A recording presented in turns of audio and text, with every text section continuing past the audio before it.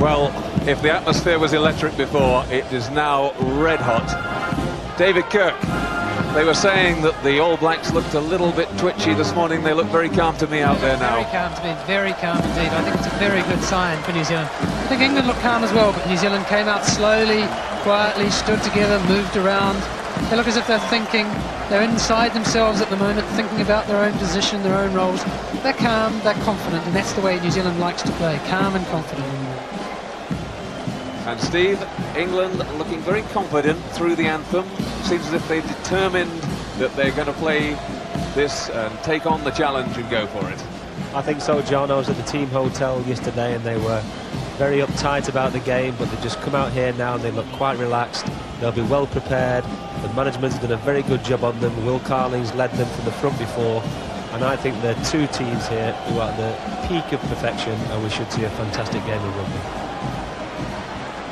Well, what are England going to do as New Zealand do the haka? The traditional Maori challenge thrown down by the All Blacks. The Irish went quite mad in '89 and almost advanced on the All Blacks. Well, traditionally, interestingly enough, the haka is taken up, and New Zealanders had a great deal of respect for the Irish and taking up the challenge and coming back. England are going into a huddle, and I think in a sense that's a mistake. They should just stand and look them in the eye, accept the challenge.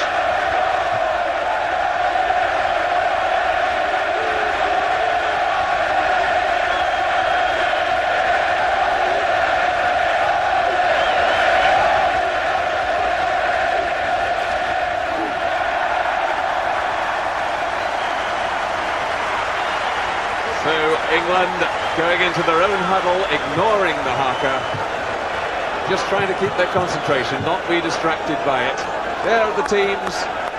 The only changes for England from the side which won the Grand Slam: Webb at fullback and Chris Otey in at number 11. And the All Blacks back row, which is the thing that's swapped around most recently. This time Alan Wetton back at number 6, Michael Jones at 7. And Zinzan Brook at number 8. And the first communication from Jim Fleming, the referee, says that England have won the toss and they've elected to kick. That means that New Zealand would have had choice of ends. Steve, what do you make of that? I predicted that, John. I think it's very important to win the toss and kick off to the All Blacks. Otherwise, they would have put pressure on us right from the start. Now we can do the same on them. So, a few minutes late, but the World Cup is underway. A low skidding kick from Rob Andrew. And Grant Fox not finding touch with his first one. Safely gathered by Webb. Was he hit? Late he was. A penalty to England where the ball lands. Or back there. It's kick or kick. Well, I'm going to sound parochial here, but it was never a late challenge. He jumped to get the ball and happened to brush him with his arms, and Webb went down like a sack of potatoes. Well, a penalty it is, and in a very simple position. 5 metres to the left of the posts, and about 37, 38 metres out. Length shouldn't be a problem, even though we've had some rain. And this, a real testing moment for John Webb.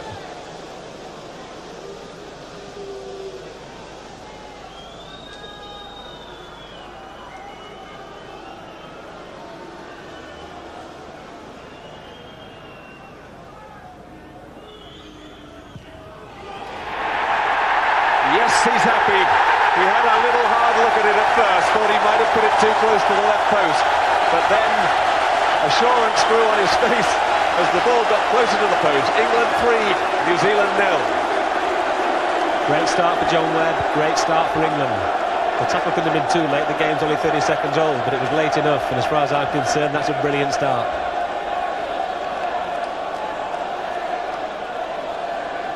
Everybody a little nervy at this stage, maybe even the referee. And the players, though, have got to be aware that in the early stages he's obviously going to clamp down on any hint at rough play. He certainly won't want this one to get out of control. But England couldn't have had a better start. 2 minutes gone and Grant Fox has to kick off. Great jump by Wade Dooley. Knocked forward by New Zealand. England have the put in.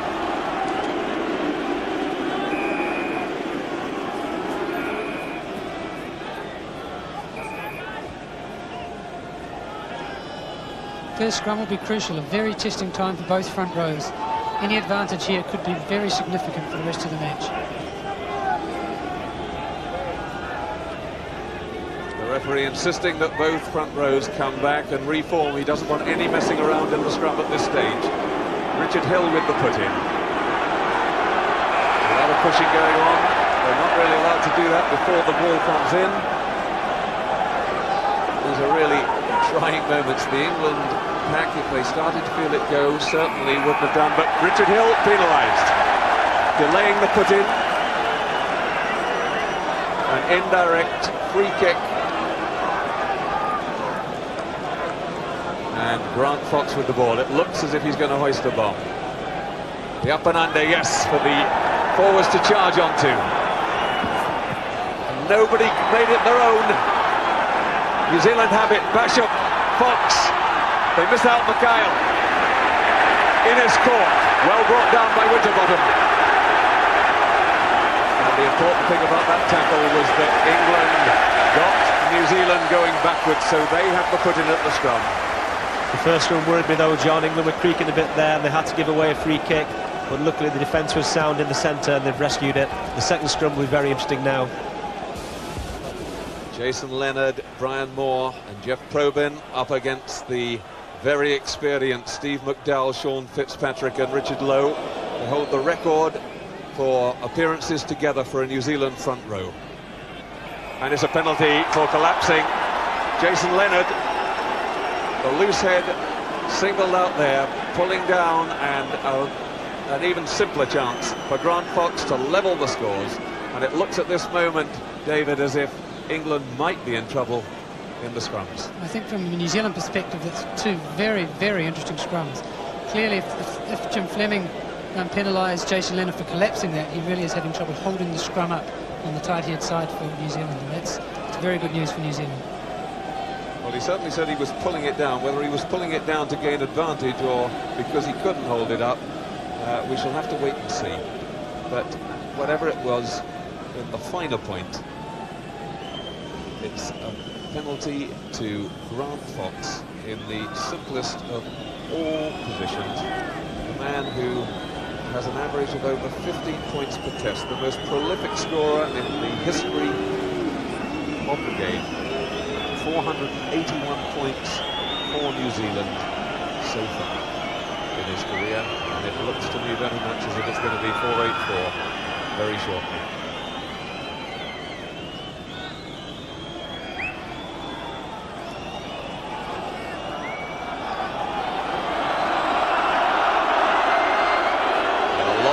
Pause, and he looked a little bit shaky about it, but in the end, straight through the middle, he'll feel a lot better after that one. 3-all. He seemed to hit the ball very well. He wasn't kicking that ball well against Australia, but he hit that very well and confidently. So a very edgy start, but if we're looking for advantages at this moment, that seems to be with New Zealand in the scrummages. We haven't had a proper scrum yet. England in trouble in the two we have had. One penalised for delaying the put-in. That was an indirect free kick. And then a full-blown penalty for dragging it down. Rob Andrew kicks the ball dead again. The touchdown behind the New Zealand line. And Grant Fox to drop out from his own 22.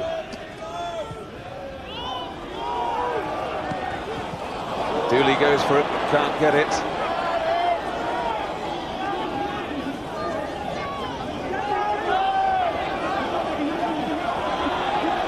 And they're trying to get that maul going, trying to roll off the side. But England regrouping. Now they've got the push on. Alan Whetton there in the middle of it.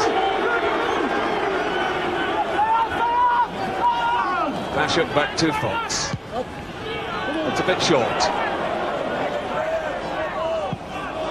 Again, England not really claiming that ball, but they've got it. Webb drops it, no. And throwing it forward. Fox with the chip, Rob Andrews back. And he has to hurry his clearance, but gets it away well. Both sides showing nervous touches, especially behind the England scrum there. What worries me, John, more than most, though, is the way those two England scrums were creaking. They've got to sort that out. They've got to sort it out very quickly. Referee Jim Fleming, who's refereed 10 major internationals before this one. Started in 1985 with Ireland against England. Poor pass, but it was a very good ball from Paul Ackford, straight into his scrum half's hands. And everybody obviously very nervy. Richard Hill, very experienced player, captain of the side back in '87 for 3 matches. And this is his 24th cap, but it just shows the tension out of there.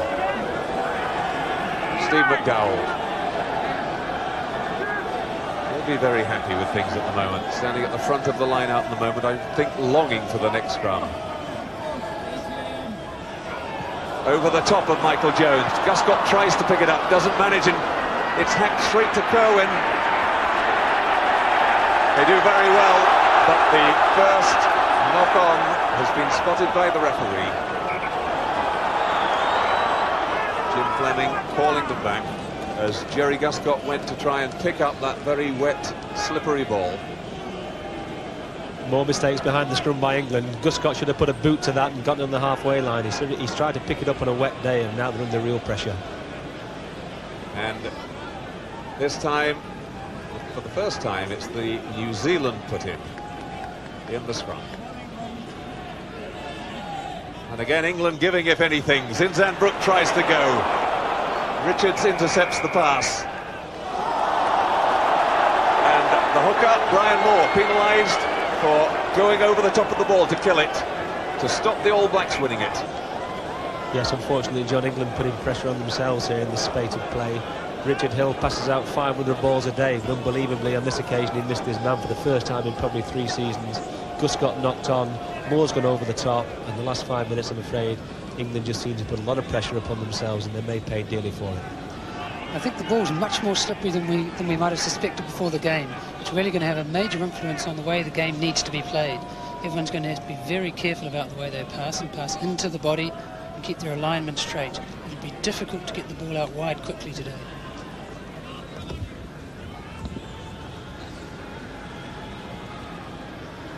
So Grant Fox successful with 1 out of 1 so far. This only about 10 metres to the right side of the posts. And as you can see, he's well inside the 22, so just doesn't come into it. Crowd giving him the hurry up. He's got it though, no problems, concentration. New Zealand take the lead, 6-3. And England have really got to sort things out very quickly indeed, or this match will be gone from them before they got into it.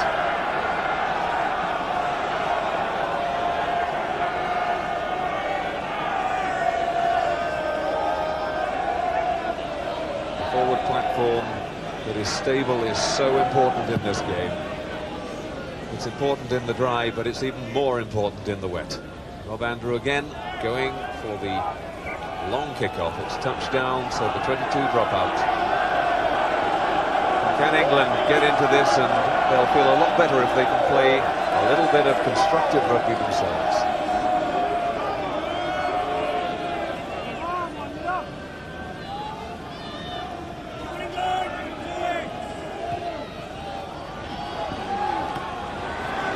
Ackford got up and palmed it back, and England have got this one.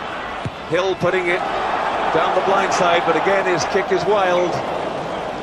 Out over the touchline directly. You're not allowed to kick directly into touch from outside the 22. So the line out back from where he kicked, and New Zealand with the throw-in. A wasted chance, a good ball again for England. When somebody as experienced as Richard Hill is showing this sort of tension, Steve, you realise what a big game they think it is. I was just thinking that John is a very experienced and competent performer, but when he makes two mistakes like that, you can realise the pressure that these players are feeling out there. Sean Fitzpatrick with the throw. Dooley goes through, and Fox, great kick from Fox. Well played. I see that marked contrast. They're absolutely relaxed and calm under pressure to put the ball out.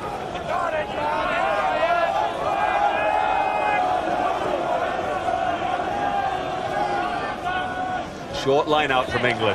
Hill again struggling, but he gets it away this time to Guscott.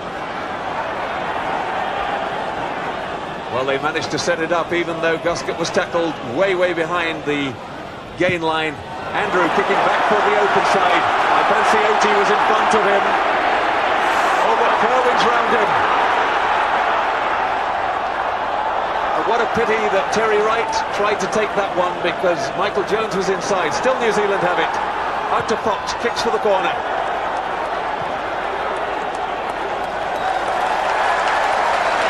That was a dreadful mistake by Chris Oti. His angles were completely wrong, and Kerwin picked up the ball and ran the ball back 20 yards, and once again England unfortunately have put themselves under pressure. Tremendous support for John Kerwin there. Michael Jones inevitably right there to take the ball. Right decision by Grant Fox to kick across field. It's all about pressure from New Zealand's perspective. Play the game inside the England 22. Wade Dooley, a lot of clambering over people, but the referee happy with it. That's a better pass and a better kick. That's more like it from those two England half-backs. If we can just settle down, we can still get this game in the grasp. That's far better. Rob Andrew really getting some weight into that kick. Jeff Probyn there. England loosehead. England tighthead, sorry. 35 years old. The oldest member of the team.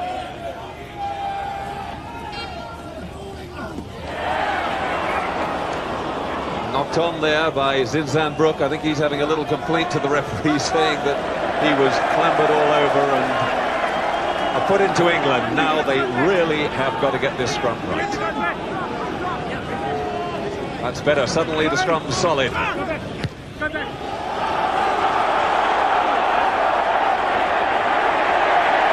Underwood just holding off and tackles John Timu into touch. This is more like the England we know, a solid scrum. Lovely pass from Hill and a lovely kick from Hill. And now we're putting pressure back on New Zealand. Far better. The good thing there, Timu being forced into touch. So the throw in with England, another shortened line out. Dooley, Richards who caught it at the back. Guscott taking the dummy run. Oti looking for somewhere to go. Oh, and it's a high tackle, no question of it. And Gary Wetton, it was the New Zealand captain penalised for hanging round the neck. So a penalty, again, right in front of the posts for John Webb. No, quite fair. Oti came back into the forwards to set the ball up, and Wetton was clumsy, I guess, rather than malicious in any sense, but clumsily took him round the head. And fair enough, fair penalty. Yes, England much more controlled winning that ball, kicking down, chasing it well, winning the line out, and interestingly enough, winning the next line out cleanly. They're looking for a little bit of dominance in the line out now. Dr. John Webb, who won his place back in the England team in Fiji on the summer tour. Kick 1 out of 1 so far. That was much more difficult than this. It's there, straight through the middle. The crowd in the south stand give the first signal that all was well. And Webb has got off to exactly the start he wanted. 16 minutes gone, and the score's level again, 6-all. And the good news for England is they deserve those 3 points. A good passage of play there for 5-10 minutes. They've now settled down. Hopefully now they can take it from here.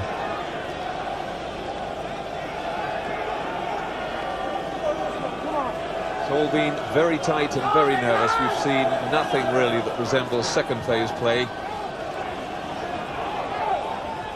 The 2 second rows go up. Dooley makes it his own.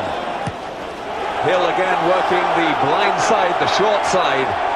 And Terry Wright tackled into touch by Rory Underwood. Just slipped his ankles and it was enough. Great kick-off take by Dooley, good kick by Hill. Now we're rolling. Two-man line out this time. Ackford at the front, Dooley behind. And for the New Zealanders, Gary Wetton and Ian Jones up against Dooley. They're all over each other, but Ackford gets a clean jump and the referee says that's good enough for me. Teague setting it up in the middle. And we were told that the referees were going to be very hard on this. There's been a little bit of an area of interpretation in the last couple of seasons as to how long you can actually play the ball on the floor. The law says you've got to make it available immediately. Jim Fleming decided that was not immediate enough.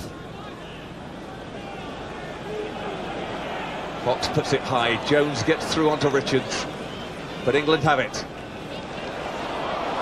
Well picked up by Guscott, but his kick deflects and Kerwin decides to have another go at Oti. Fancies his chances. Far better tackle by Chris Oti there. He got his angles right when he drew and he brought down Kerwin. You cannot give Kerwin 1 yard of room. John Kerwin, the big Auckland winger, he was up to 16 stone 4 last season. He's trimmed down to 15 stone 1 this. He said last season he could see the gaps, but he couldn't get into them anymore, David. But looking sharp again this year, sort of really refound his form in Argentina. Absolutely. He's been under a bit of criticism in New Zealand for exactly that, for not having the pace and the decisiveness he used to have. This is a great New Zealand drive. Kerwin in again, trying to use that enormous strength to get things going, but he's been robbed. Oti in there took the ball off him. Hill just chips it over the back. Fox has it.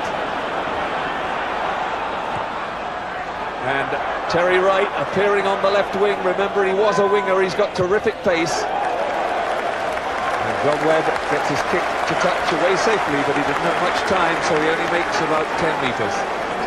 Passage of play demonstrated a very interesting fact. The top-class rugby players leave it to the last man to kick. New Zealand moved the ball as far as they could, looking for a gap. When there was nothing on, the last man kicked rather than kicking inside.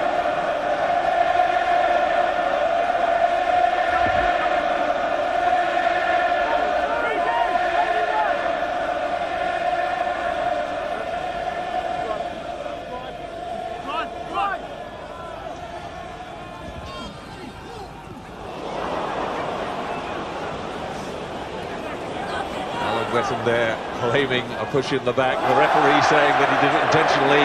Fox fumbling, but it went backwards. Good tackling by England, but New Zealand still have it. Basham. Innes puts the ball up. Hill into touch. It really is slippery. Yeah, the conditions down there are pretty bad, John. It's not like Graham Fox to drop balls or Richard Hill to miss passes, but I think as the game goes on, that water on the surface will be absorbed, and it should be easy to handle as the game progresses. In a way, the ball stays more slippery if the turf is as good as this, because the wet stays in the grass, whereas mud tends to be a little sticky. Exactly. The groundsman can't win. He gets criticised either way. Zinzan Brooke gets it for New Zealand. The dummy out to Kerwin with a little bit of space. Wright appears outside him. Good tackle from Webb.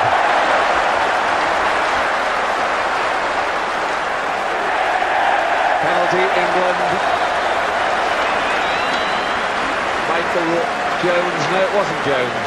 Just looking to see who it is getting up. It's Alan Wetton, penalised for killing the ball, going past it onto the floor. Interesting, New Zealand using Terry Wright on the outside, and watch now just as Michael Jones first there whips it up off the ground. That's really high class loose forward play.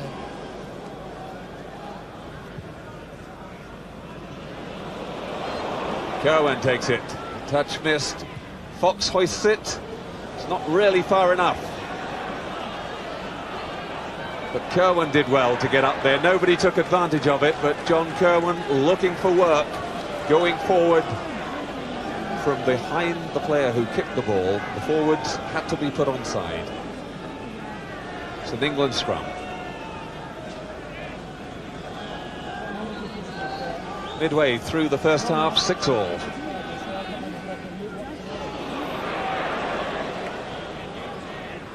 The scrum going down, but the referee deciding that it was just the wet conditions. Somebody slipped, nobody at fault there.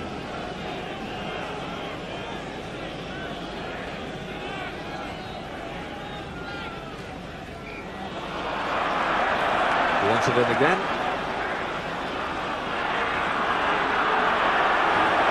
The ball must be heeled inside the loose head prop's outside foot. Otherwise, it's not a legal heel, and that obviously didn't make it. There's a real psychological battle that goes on between the front rows and the referees. Who's going to be at fault? Who's going to get penalised? It's a real battle. He's going to steady them down. I thought for a moment it was going to be... No, it's a penalty. Jeff Bogan penalised for turning in, twisting. And so Fox has a chance. Yeah, you're pulling it down, says the referee.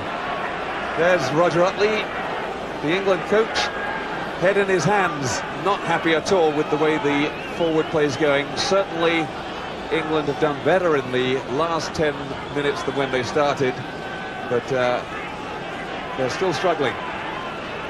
Well, difficult to see. In that situation, Steve McDowell seemed to be outside his bind right from the start, and unless the pulling down was on the far side, the side where the referee was, it looked a difficult call to me. I would say that's a very harsh decision for me. How can he penalise with a pulling down when both front rows were roaring up like bulls? I thought it was an amazing decision. And Grant Fox getting the slow hand clap. I don't think this is as much anti-New Zealand as anti the length of time he takes. But who can blame him? He's been so successful. No, it's going to be short. Webb takes it comfortably in front, but slices his kick. New Zealand line out inside the England 22. It's not like what is usually a very sporting Twickenham crowd to be slow hand clapping kickers. I hope that doesn't become a feature of the tournament. 81,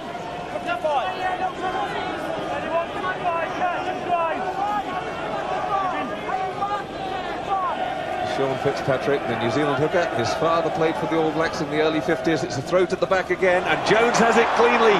Almost away, he's so quick. But a good tackle by Wade Dooley, of all people.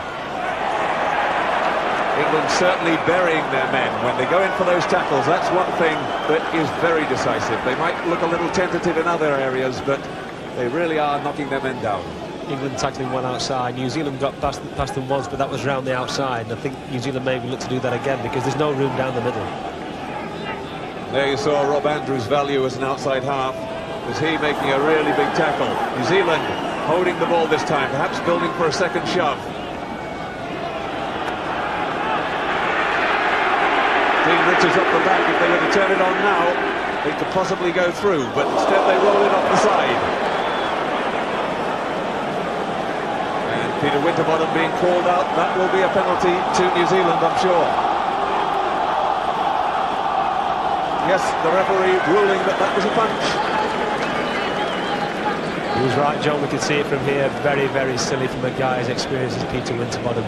I mean, to do it on any part of the field is crazy, but in front of your own post, it's even more ridiculous. Well, he certainly swung the arm, but I think he actually hit Wade Dooley's backside. So it wasn't a silly idea, it was a bad shot.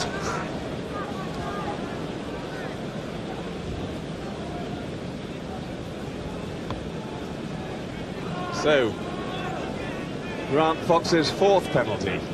Successful with two, he's missed one.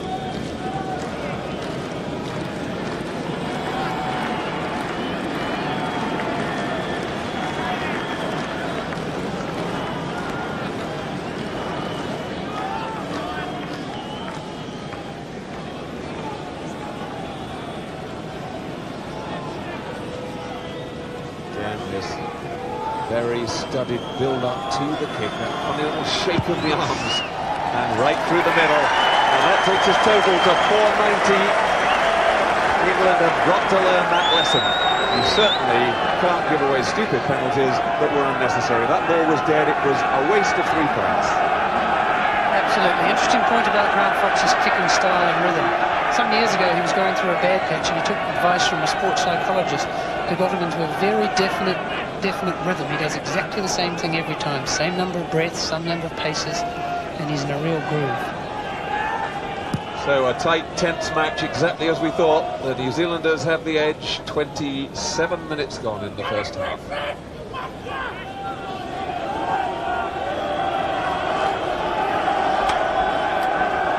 There it is, confirmation. Fox 3 from 4. 9 points to New Zealand.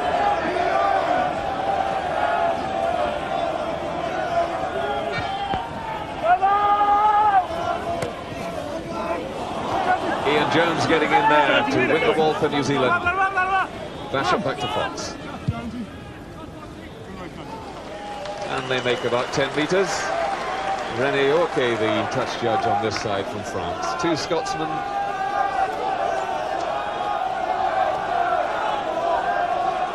England have won a total of 6 line-outs. New Zealand have won 6. If you look at that the other way around, England have stolen 1 of New Zealand's throw-ins. The referee getting very firm, telling the jumpers just to jump for the ball, leave the rest to him. Leonard takes it forward. Hill this time, to Carling, to Guscott. Wide to OT, who's away. And he's using that strength of his. And the first sign, the first real bit of action for the England fans to cheer. Chris Oating really using his strength to get past 2 men there. But he was put outside by a beautiful pass from Guscott. You'll see it on your screens now. Guscott misses out 2 men, puts OT in half a yard of space, and that's all he needs. There, beautiful outside curling.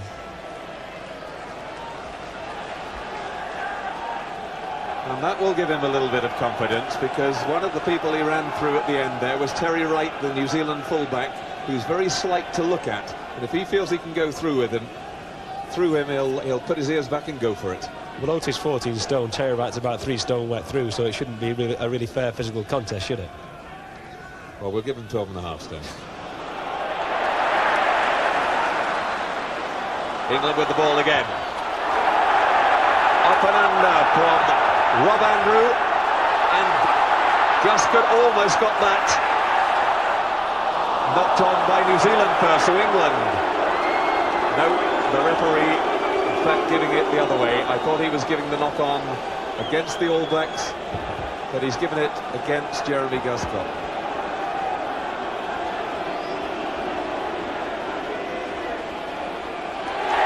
Penalty, collapsing, and Alan Whetton gets up from the scrum and puts his hands on his head. He can't believe it. It is twisting, said the referee. You were going down. Well, I've got 2 guys either side of me here, both shaking their heads. No team in their right mind collapses the scrum in front of their own post, but it's very difficult for the referee, and he feels he has to impose himself on the front rows, and he's going to penalise someone every time.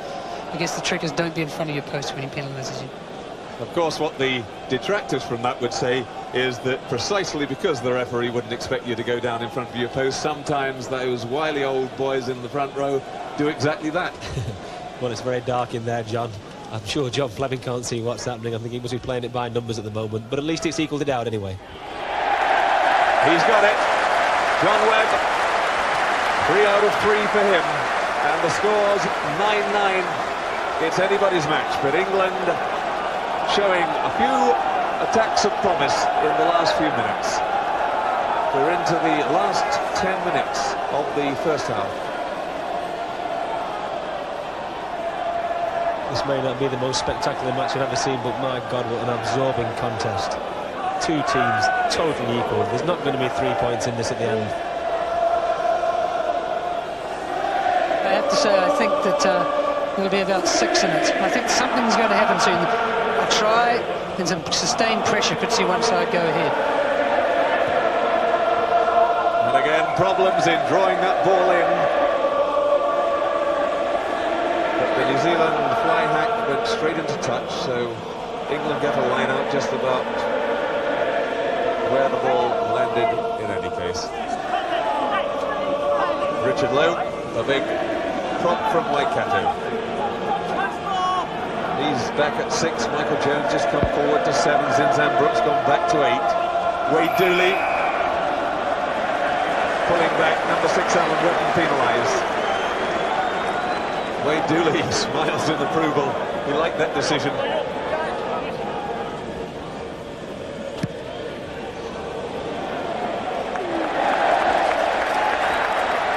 throw in. It's allowed because he caught the ball. It wouldn't have been allowed had it gone into the crowd.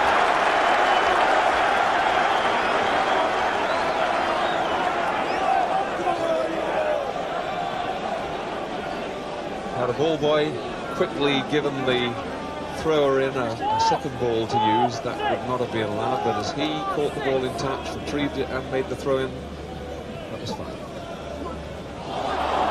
Ian Jones gets it. Jason Leonard holds on there to Graham Basham. And hands on the ground from England. They're trying to get that ball back. And Ackford penalised for just delaying too long and having one final little shove. Again, he'll be sick if this ball just creeps over the bar. Well, I'm sorry, John, but that was a ridiculous 10 yards. I mean, all Paul Ackford did was get up after the tackle.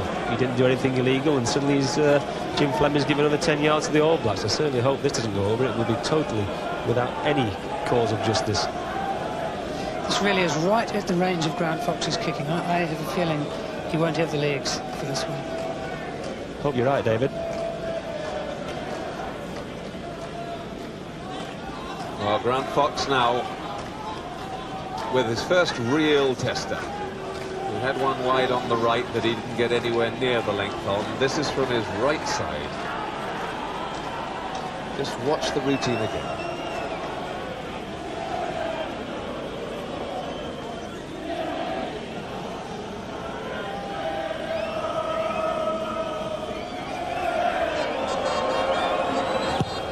Well, he struck it well, but he pulled it just past the near post, perhaps going for that extra distance. When you go to hit the ball that extra little bit of length, you very often tend to hook it a shade. So, Grant Fox now 3 out of 5. And 5 minutes just over to go until half-time. The score's level, still at 9-all. Good work by Kerwin. Grant Fox not happy with that kick. John Webb gathers it safely. And that is a good one. Superb kick from the England fullback.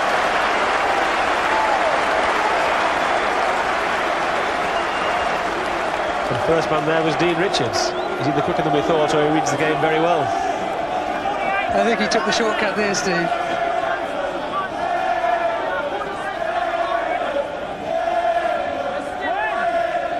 Ackford wants a good line-out ball. He's been very accurate with his tapping, considering how wet the ball has been. That wasn't so good from the back. That was Dean Richards and Mike Teague. Now the forwards have got to hold off. Yes, they didn't. Wade Dooley going within 10 metres. If he stayed outside it and waited, then everything would have been all right. But offside, and the New Zealanders electing for the scrum back at the point where the ball was kicked.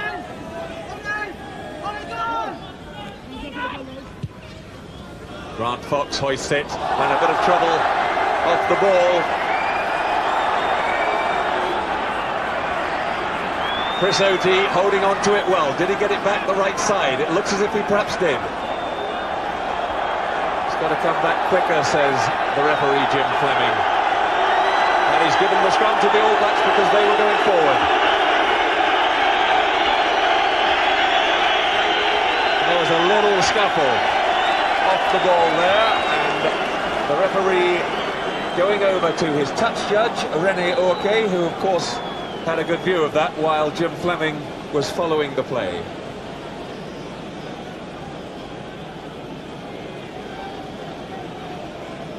And Rene Oke, I can tell you, was talking there in English, and the man he's called out is Craig Innes. Sorry, it's Bernie McKyle. So it's going to be a penalty for rough play, for foul play back on the halfway line. He's quite right, actually, John, because Rob Andrew was set off the ball. I've never seen Rob throw a punch in his life, but Bernie McCarthy ran straight into him. And Rob retaliated, and the linesman saw it, and quite rightly, it's a penalty for England. Yes, he decided that the check was deliberate, that he could have got out of the way, and decided just to leave himself there to check the England player. And John Webb, from England being under enormous pressure in their own 22 with a scrum to the All Blacks, John Webb has a chance now to give England the lead. They haven't had the lead since the 5th minute when Grant Fox equalised Webb's first penalty. Now this, today, I would think right on the limit of John Webb's range. Once the ball gets up high, the wind is pretty well straight across.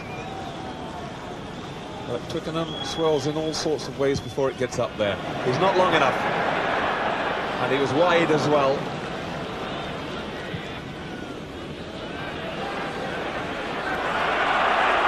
Missed touch, Peter Winterbottom running it back at the All Blacks, making a dent in them.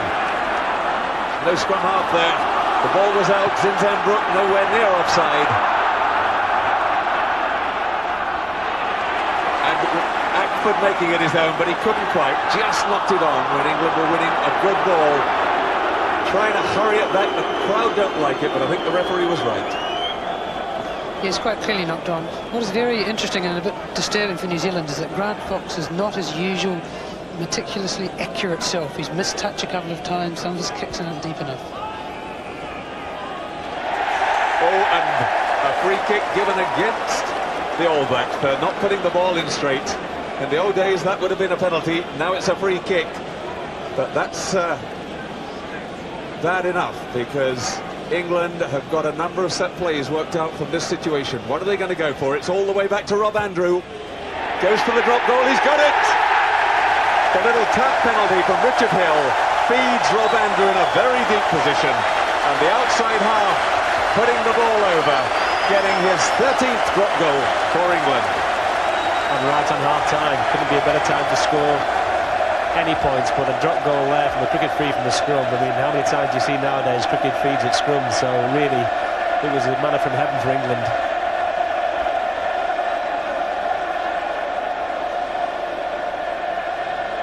So England back in the lead, and as Steve Smith said, at an absolutely crucial time. Well taken by Ackford, but a wild pass. Carling retrieves it and does very well with his kick too.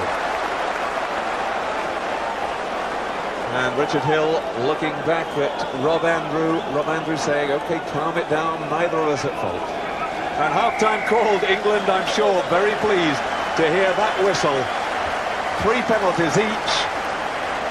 1 drop goal to England, so the score, England 12, New Zealand 9.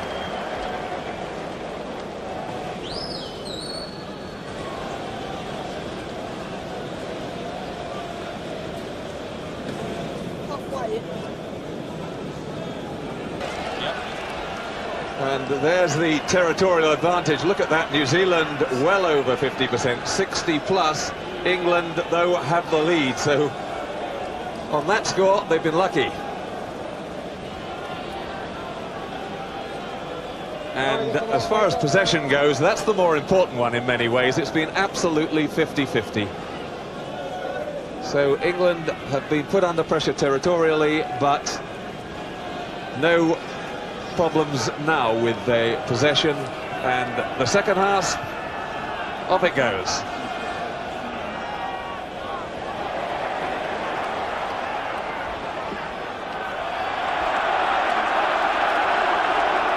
And that's the first time England have really got the New Zealand pack going backwards. Big throw out from Wade Dooley. The kick charged down. A double rebound, so no offsides. John Timu looking for the outside. Tries the little tap through, but Underwood very alert today. Dived on it. Managed to get down like a goalkeeper and deflected into touch.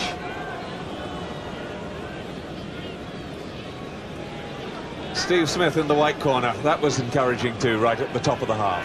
Great start, good kick-off, and then Paul Ackford had a mental aberration. He tried to throw it back like an American quarterback and put Rob Andrew under awful pressure, but it was a tremendous kick-off in England. Zinzan Brook with the palm, but it wasn't a good one, and Dean Richards just got a hand on Bishop. stop the pass and England have it. Hill with the little kick. He might have done better to have even put that one deeper, to really put them deep down into the 22, Steve. That'll do me, John. That's 30 yards out. It's our throw. It's good pressure. It's a good start by England. England have shortened the line out. You can shorten it down to 2 men, but they've got 3 in. Dean Richards at the back joining the second rows. Good palm from Ackford, but that's all right because the ball went backwards. T carries it on. In fact, the fumble almost working for England there. Winterbottom feeds it. Guscott puts it up. Wrights underneath it and makes the mark. The fair catch. The fullback must stand still at the time he takes the catch, and although he's really a winger, he's got tremendous experience of playing at fullback for the province, Auckland. And here's the England attack. Guscott's kick. And Terry Wright firm underneath it. Surprised Jerry kicked there. I thought he'd done better running because he's a brilliant runner. Well, Wright's touch finder about 10 metres outside the 22. Ackford and Dooley against Wetton and Jones. That's too long for anybody. Hill gets there first. And the All Blacks have it. Good little kick into the wide open spaces from Basham. It's like being at Wimbledon, John. It's going from one side to the other. It's a fascinating contest. Both teams, whenever they get the ball, using it really well to put the other team under pressure. And really, I know it's a word we keep repeating, but this game is all about pressure. The battle for possession is so even that one side wins it, the other side wins it, and no side is able to spend enough time on attack to break the opposition. Gary Wetton there coming right to the front of the line out. Steve McDowell going back to second. Alan Wetton up to 3. Ian Jones 4. But it's the England boys, Ackford and Dooley in tandem, who get it. Big kick from Carling, but it's to Kerwin. Is he going to use the chance to run? No, he hoists the big kick. Rob Andrew under it. And a good kick if it finds touch. It does, it's beautiful. Yes, Brian Anderson, the touch judge on this side, saying that ball was in touch and your feet were in touch. It was too. Rob Andrews on his Weetabix this morning. That must have been 50, 60 yards, that kick.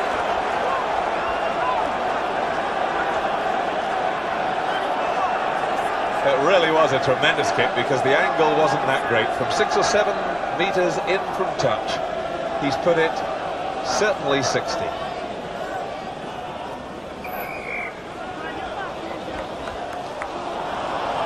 Dooley penalised for backing into his opposite number.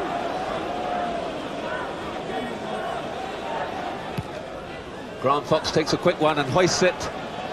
Guscott underneath it. Doesn't gather it cleanly and tries to unload it, but also gets in trouble. He's playing advantage at the moment, but he's seen there was a knock-on by the English team. And it's a scrum down to New Zealand just inside the England half.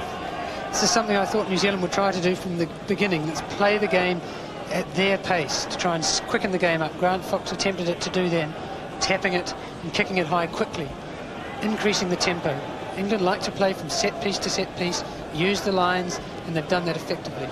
There's the scrum count. England 4.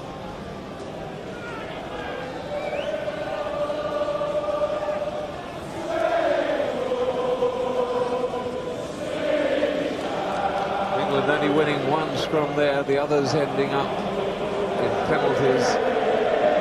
Shows the sort of pressure they're under.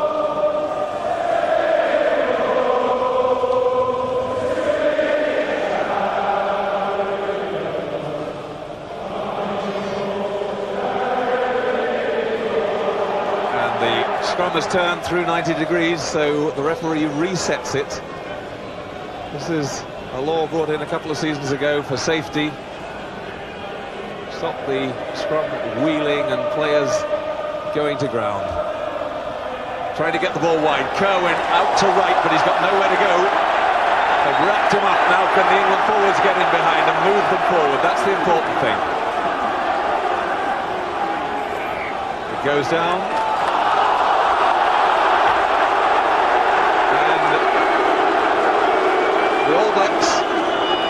given the put in because they were going forward. I must say I didn't read it that way. Unbelievable. England clearly going forward there. That should have been England put in. Some referees take it in the overall situation, some right at the last moment. They were going forward at the last moment. Pick up there from Zinzan Brook, sets up the ruck. Webb does very well, offloads it to Mike Teague and allows his big number 6 to set up the ruck. Chris Oatey joins in. He wanted that one to skip closer to touch. Right hoists it, it goes to Webb. He's outside the 22, can't put it direct into touch, so he just puts a long one back. And Zinzan Brook, the number 8, is there. And nobody can find touch at the moment.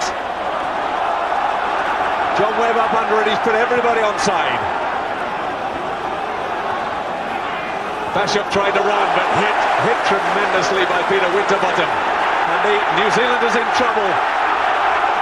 It's Craig Innes, but he got it away. Timu cutting back through the middle. Gary Wetton up there. And New Zealand have done very well to carry that ball wide and bring it out to halfway.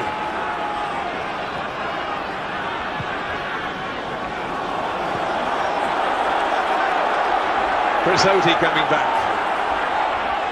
John Webb, and he at last gets the ball into touch.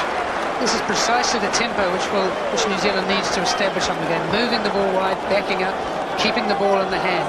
England haven't allowed them to do that by making their tackles and winning their line-out so far. New Zealand can break the game up and play it at pace, and I think they can come out on top. So, play now down onto the England 22. Remember, just 3 points in it, 12-9 to England. The throw from Fitzpatrick, and McDowell it was, his prop getting through, and almost through the middle there, it was Bernie McKyle. New Zealand have it, Cohen coming wide, that's Fitzpatrick out on the wing, he won't outflank them, but he'll try and go through them. And some good handling from New Zealand, McKyle again. But he's wrapped up on the tackle. Comes loose, Michael Jones, now he's dangerous. Kicks through, and Webb fly hacks into touch. Accidental offside. And a scrum to New Zealand.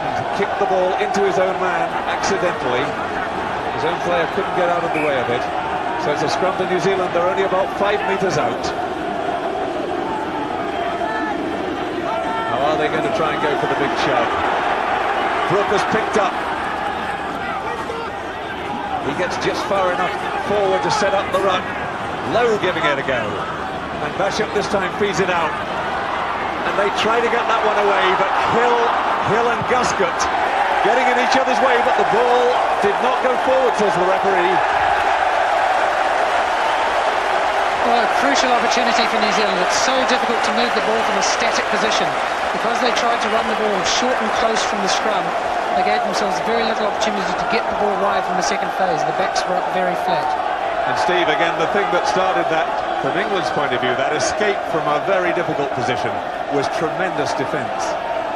Yes, it was good passenger play by New Zealand, though. They ran the ball well there for about 2 or 3 minutes and got in England's half, but the England tackling is fantastic. Those line-outs still very tight. That one for the All Blacks. The big kick. And Webb can't afford to wait for it to go dead, but makes a good touch. Little tease of a kick, the one you want to roll over the try line and touch it down, and it stays a yard short. Gary Wetton, a quick line out there, not allowing England to form. England perhaps feeling the pace, a little bit slow to react, but they've got the ball. Teague in there.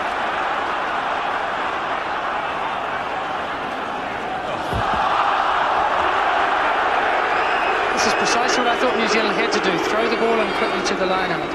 Bernie McKyle, in fact, made a mistake there in trying to get the pass away in a difficult situation. Should have held on to it and set the ball up for a maul. So in front of the post, just outside the 22. The loop around. Did he get him? Yes, he did. That was beautifully done. And there's the first try. Michael Jones in support. A beautiful try for New Zealand. Superb try from Michael Jones. A lovely set move, working it wide on the right side. Absolutely using the pace of Graham Basham to get around Craig Innes, using John Kerwin's pace and power on the outside. Here it comes now. Innes brings it back in. Basham, lovely pass. Kerwin outside Oti with a fend. And who should be there on the inside? Michael Jones. New Zealand can break them.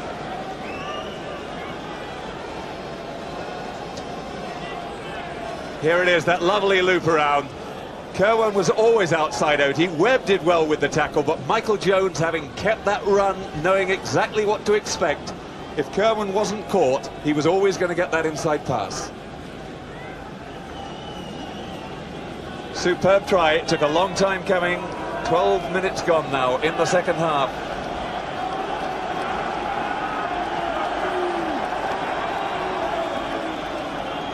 And England just regrouping.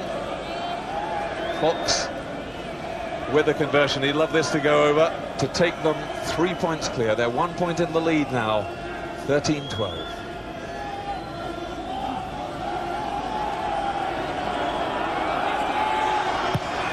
Yes, right through the middle. From the moment it left his boot, a superb kick from Grant Fox. New Zealand 15, England 12, and that perhaps the crucial moment of the match, David Kirk. Absolutely, New Zealand have been threatening for a long time. Pace, power, accuracy. Kerwin on the outside. John Webb made a very good tackle because John Kerwin's not easy. Accuracy, the try. Meanwhile, Rob Andrew has kicked the ball dead. New Zealand to drop out on their own 22. Steve Smith. Poor try, really, I thought, John. Chris Oti once again got the wrong angle on John Kerwin. It was a straight one-on-one, and you cannot get the wrong angle on that man. He went round Oti, and of course, supporters on the inside. They were behind the defence, and it's 6 valuable points. But this game's not over yet, believe you me. Long dropout from his own 22 to Carling. Carling, well, sizing up touch. He's not very good when he lays back and tries to do that sort of thing. And in fact, New Zealand fine touch back on the England 10-metre line, which was where Will Carling took the ball. He's far better when he really gives it the charge and goes for it and chases after it, but just trying to play the really cultured kicker role there and put the ball close to the touchline and didn't manage it at all. Brian Moore with the throw-in. Ackford. Guscott deciding it's time to have a run. And a penalty to New Zealand. They're trying desperately to get that ball back, and they've gone past it and killed it again. Danger period for England now. I think the penalty was for going over and grabbing the ball going backwards or diving over the top. The referees are really being very, very strict on this. In fact, he's just indicated there it was diving over the top. They cannot afford to get a 6-point cushion against New Zealand. Will Carling has a very big decision to make right now. He has to decide if they should stick with the tactics they played in the first half, relying on the line out and as much clean ball as they can get and playing the ball close to the touchline. At that time, he clearly either asked Rob Andrew or allowed Rob Andrew to pass the ball into the middle of the field, and they went nowhere. They must maintain some sort of tactical coherence. 15 minutes gone. Plenty of time for England to come back. But suddenly a big swing. Having been 3 points in the lead, they've just conceded a try, which is the first real telling point of any game that's gone for a long period without a try. And now, if he can put a penalty on with it, England will have to show what they're made of.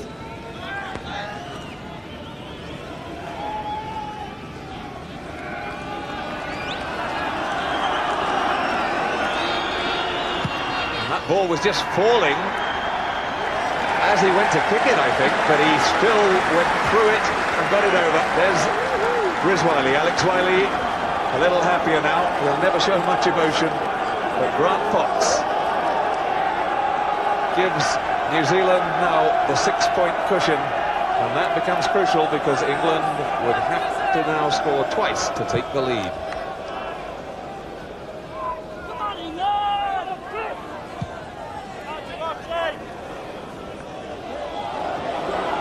Richard Hill. Webb going past Wetton. And Winterbottom loses it. Tackled from behind and it caught him out. Good kick left-footed from Webb. Wetton, Alan Wetton that is, underneath it.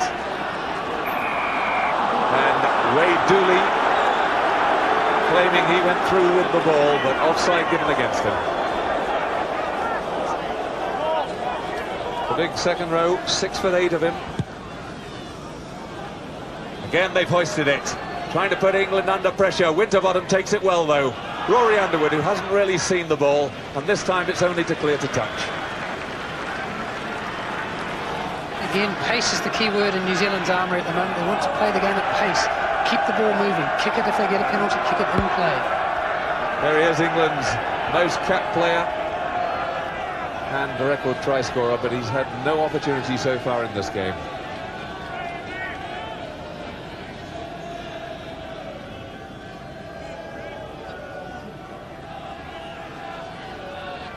New Zealand get the tap from the front of the line out. They've done much better from that area in this second half. Underwood underneath it, and he takes it well.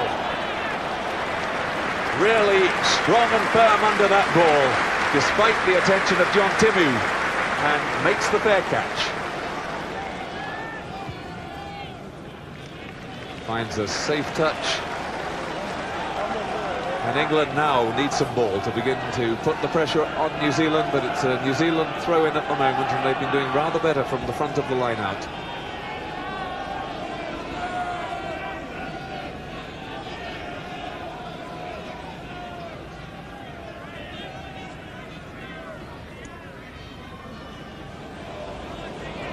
England have it. And Rob Andrews seeing a little gap he can go for. Hands it on to Brian Moore.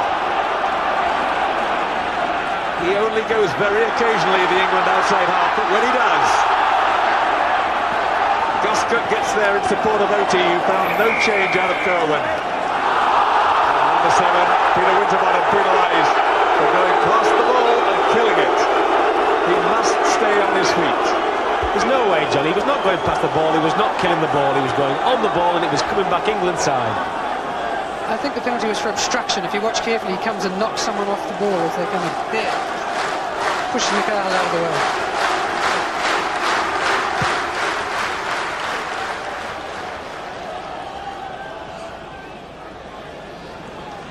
Ball hoisted again. And England under pressure, but they've got it. That was a vital one to win. Rob Andrew and a safe touch.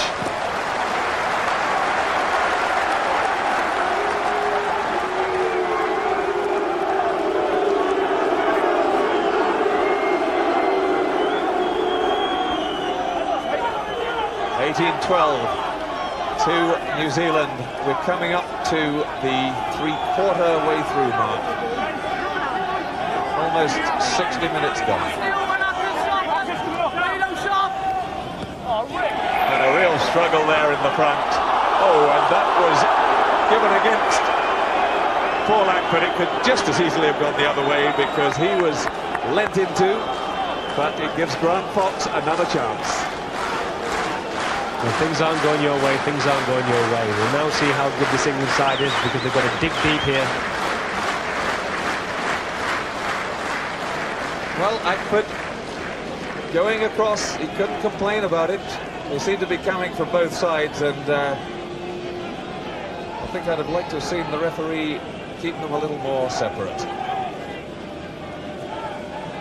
So Grant Fox has already kicked 4 penalties, plus a conversion.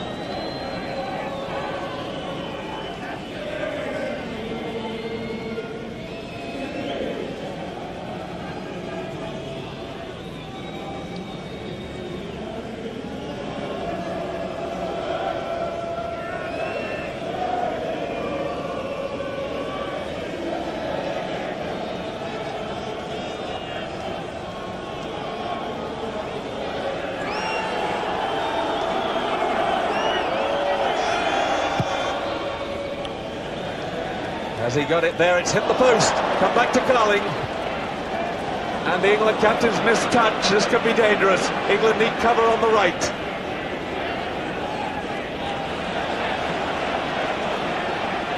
They got there quickly and they've won the ruck.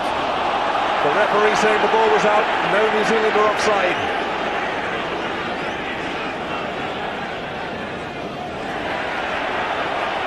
Leonard wins it. Tries to get to his feet. He must leave it now. Teague going up the short side.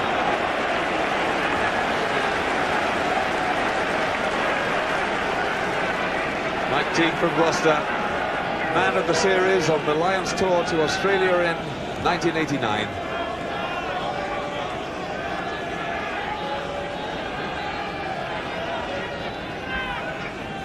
I can tell you the referee is now saying let's have less jumping off shoulders.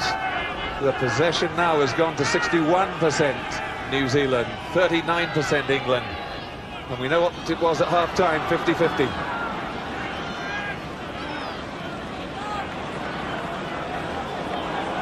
There's the ball on the England side if they can get a foot in there.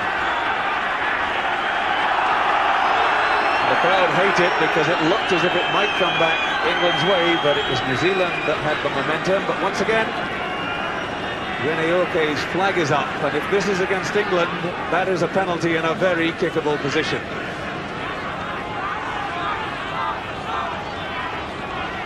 And now it's against New Zealand. Referee Jim Fleming walking towards the New Zealand side. And he's calling out Richard Lowe. And the touch judge spotting, but Richard Lowe was stamping. There's the signal. And he's missed touch. And Basham returning that with interest. That was a really bad mistouch from Rob Andrew.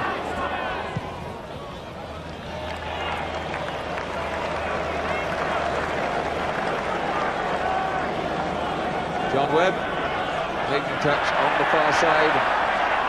Quick throw in again though. And Carling this time getting a good boot to it. Terry Wright's back there, but he's not got much room. And England suddenly have possession in a good place if they can attack now. Mike Teague driving forward, they need to win this one. Hill going blind, but he only had Otie and Webb there. They're pushed back, and that will definitely be a New Zealand scrum. A wrong decision there, Steve. Yes, it went the wrong way, unfortunately. We had men over on the right. But the European champions are responding. The Kiwis in the last 20 minutes have been playing like the world champions we know they are. And England have got to respond in the way they just have done there to be with any chance at all. But I'm sure this England team will not go down for want of trying. Scrum down, and as I suggested, a New Zealand ball. Zinzan Brooke packing wide, a little fumble there, but the referee says it was okay. He saw it. It wasn't a question of missing it. He saw it quite clearly, but said it wasn't a fumble. It said it was a fumble, but not a knock-on. He must have thought he kicked it then. Very important for England that they maintain some pressure now. Stay at the New Zealand end. It was Ian Jones who's come to the front of the line-out for this one, marking Paul Ackford. And successfully, no one got a clear hand to it.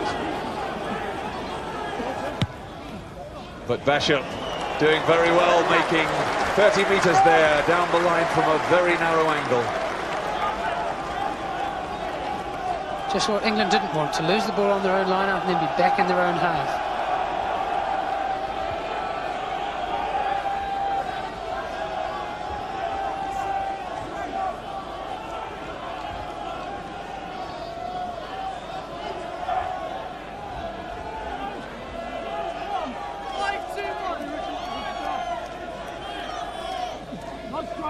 Dean Richards getting a very controlled two-handed palm. Probyn taking the knockdown. Rob Andrew hitting it high, he had to, the people were on him. And England having one good possession under pressure again. Scrum down New Zealand. Yes, unfortunately, we're not getting enough possession for us to kick the ball away like that. The possession we get, we must use, and we must use constructively. If Rob kicks, he's got to give us the chance to get the ball back. Again, it's New Zealand put in, and they will get the ball. New Zealand scrum's much more impressive than England's.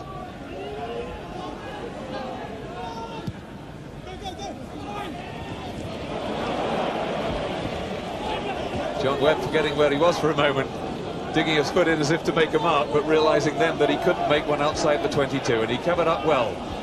Richard Hill gets it away, Rob Andrew into touch. I think he realised where he was when he went to that All Black pack then, John. It's a rather strange decision from New Zealand. A good, well-run scrum, a little chip which didn't allow them to retain position. There's the breakdown of what the two outside halves have done. 9 passes from Rob Andrew, 10 from Grant Fox. There is the New Zealand outside half. Scored 1,000 more points than anybody else in the history of New Zealand first-class rugby. Good tap down. New Zealand winning a lot more line-out ball in the second half. Kerwin coming in through the middle. Basham coming back onto the blind side. The only man left to chase that, Sean Fitzpatrick again. But Basham's kick rolling into touch, just 6 or 7 metres out. There's no doubt in the second half the line-outs have made a big play in this game, and I think New Zealand are now starting to dominate this area of the match. England must win some line-out ball and get out of their own half very quickly.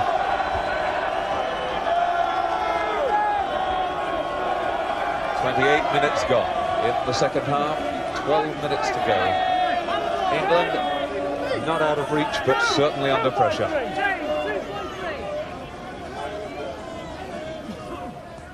Wade Dooley gets the ball, but he couldn't control it. But fortunately for England, it was Ian Jones got a hand on that, but Gary Wetton penalised for going offside.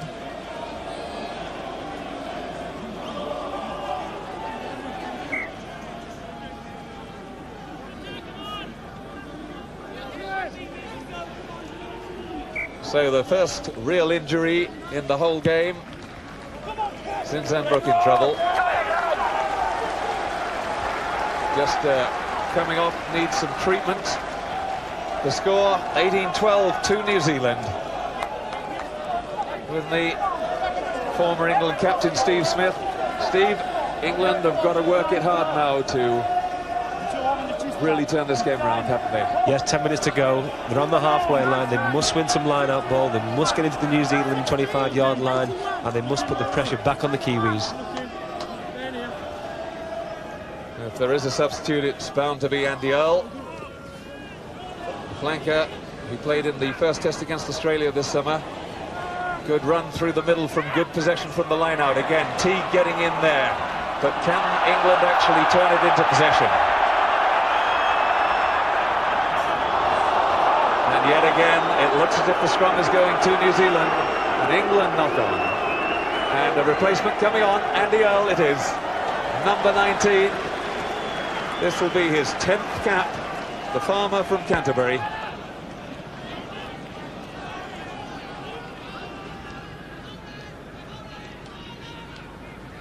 Again, Kerwin going wide, but he's got away from Rob Andrew. Tries to go around Webb, but Webb takes him into touch. But the big winger now looking very dangerous. David Kirk. New Zealand working the right-hand side very well. Traditionally a strong part of the New Zealand game. Working right from the scrum to the right winger with the fullback inside or outside. Yes, I seem to remember a certain David Kirk in tandem with Kerwin working a try in the last World Cup final down that right side. Absolutely, one of the most enjoyable tries of my whole life. And going through the middle, Michael Jones magnificently in support of Craig Innes. And again, the players really having trouble with this law. Number 19, Andy Earl, who's just come on, penalised for, again, going past the ball and going to ground beyond the ball. Yes, fair play to the referee. He's been consistent in this law to both sides, but I'm kind of thinking that people are trying to create things here, and they're being very, very strict on them. And once against there, New Zealand were going to win the ball, and he penalised the New Zealander. The problem comes when you've got nobody to actually form the maul or ruck on. Exactly. It's a very good point. Players arriving, driving, find they just drive into thin air and they fall over.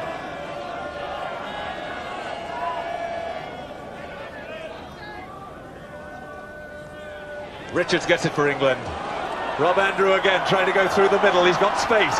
Guscott can't take his pass though. And Jerry Guscott, who has very safe hands, making more mistakes today than I've seen him probably in a whole season usually. Yeah, that just summed up England's day there. Nice break by Rob Andrew, bit of an overlap, and we just couldn't take advantage of it. Bit of pressure on the scrum, but the All Blacks get it, and again up goes the big kick. Webb is there to take it, but oh, he's given the mark. Well, he ought to be still. I'm not so sure he could ever have been still in that situation with both feet on the ground. But I think his steps were small, put it that way. John Webb has had an excellent game. He's taken everything they've chucked at him, Steve, and he's kicked the goals. Yes, he's played very well, but again you see we've kicked the ball out and it's the line out against New Zealand. The way things are going, it looks as though they might win this one as well. 32.5 minutes gone. There'll be just a little bit of injury time in the second half. Fitzpatrick being told to hurry up and get the ball in. Wetton just got a fingertip to it. Working the ball back into Kerr when he changes his line beautifully. He was coming inside and he swerved out again.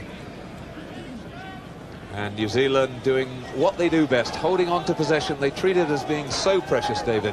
Absolutely. New Zealand exerting a vice-like grip on the second half, putting so much pressure on the England halves and the backs that any time England do win the ball, they're unable to take any real advantage from it. Vice-like All Black pressure.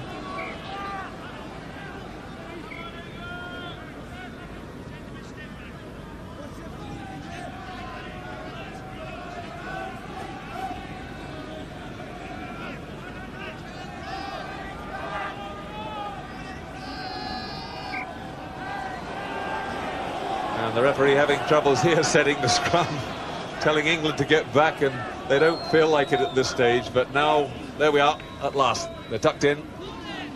And again, good dummy runs from the set piece. And again, the support players going over the top and down. It was Michael Jones that time who was penalised as he tried to get to Craig Innes. I've got a feeling, John, this rule may cause the players some consternation during the length of this tournament. I think it's something we've got to sort out very early on because the attacking players can't understand what's going wrong. And Earl knocked off it. England have the penalty. The ball going forward off Andy Earl, and New Zealand players trying to get in there and clean it up, but they were in front of the man who played the ball. And that's not Andy Earl who took the ball. He's got up. He's fine. Trying to see who that is. I can't at the moment. It's an All Black, John. I think it's the captain. I think it's Gary Wetton, yes. I think if we look, we'll see he was hit by, I think we've gone past the Will Cowling's shoulder as Will Cowling came through.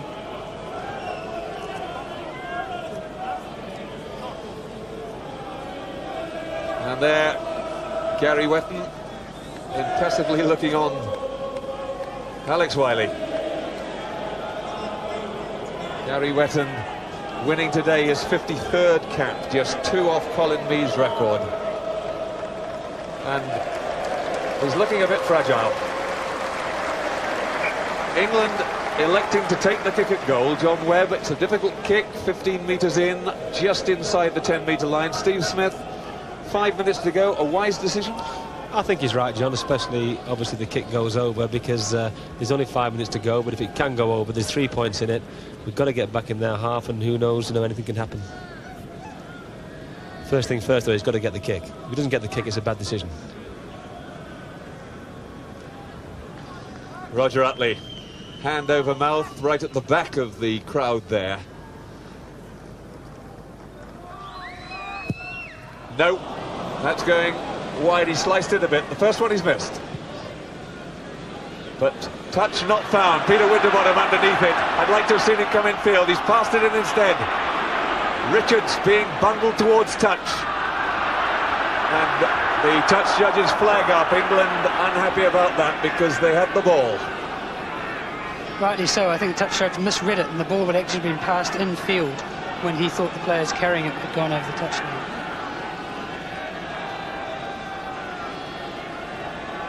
So still 18-12 to New Zealand. Just over 3 minutes left on the clock. We could expect a couple of minutes of injury time. That injury to Wetton, there was one earlier to Zinzan Brook, and he went off. But it won't be a great deal. And New Zealand had that one again. New Zealand scrum. A little knock-on in the line-out by England.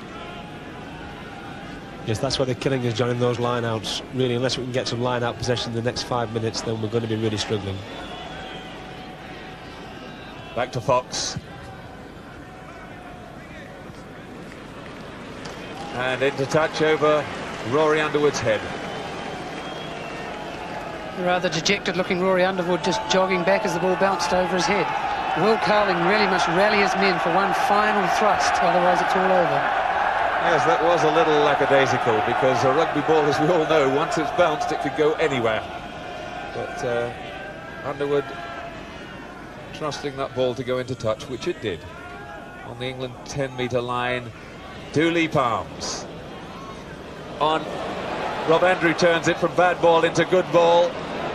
Underwood came through on the dummy run, but he was a tiny shade too early, and Carling didn't see him. Now England really must win this. No, they're going forward, and once again the scrum goes to New Zealand. That has become such an important part of the game, David Kirk. Absolutely. New Zealand have had the first hit, if you like, at every second phase in the second half. They've hit, gone forward just a foot, and they've got the foot into the scrum, controlled possession and used it well. And the difference between the two sides, that marvellous try from Michael Jones, a superbly worked set move down the right side by the New Zealanders, putting Kerwin outside Chris Otey. He was tackled by Webb, but then on the inside, supporting so well as he always does, Michael Jones. Now the bomb again, hoisted by Grant Fox. Offside. Michael Jones penalised for going within 10 metres. He was waiting, half waiting, for Timu to put him onside, but he didn't wait long enough. He mustn't go within 10. Scrum down for England. They must tap and go here. If I was willing, I'd tap and go, run at them. We haven't got time for the scrum. Well, looking bleak for England now, Steve. Just a final thought. Yes, to be fair, the best team have won the game, but I think England have proved that they can play against the All Blacks. They are the world champions. They've given a good account of themselves, but to be fair, on the day, the All Blacks are the better team. Well, we mustn't forecast too much. There's still a couple of minutes to go, but David, you must be very happy with the way New Zealand have played in the second half. Yes, it's not over yet. I would not be counting England out yet. Anything can happen. A draw is certainly quite possible. New Zealand have played tremendous rugby in the second half. England are very strong forwards, and New Zealand have dominated them in the second phase and played crisply and accurately in the backs. I think they're looking very strong. Right, we're into injury time.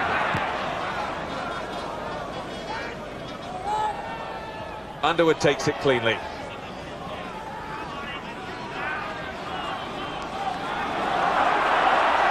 Long pass to Gasket. We've got 2-on-1 here. Has Otey got the legs? Inside to Webb.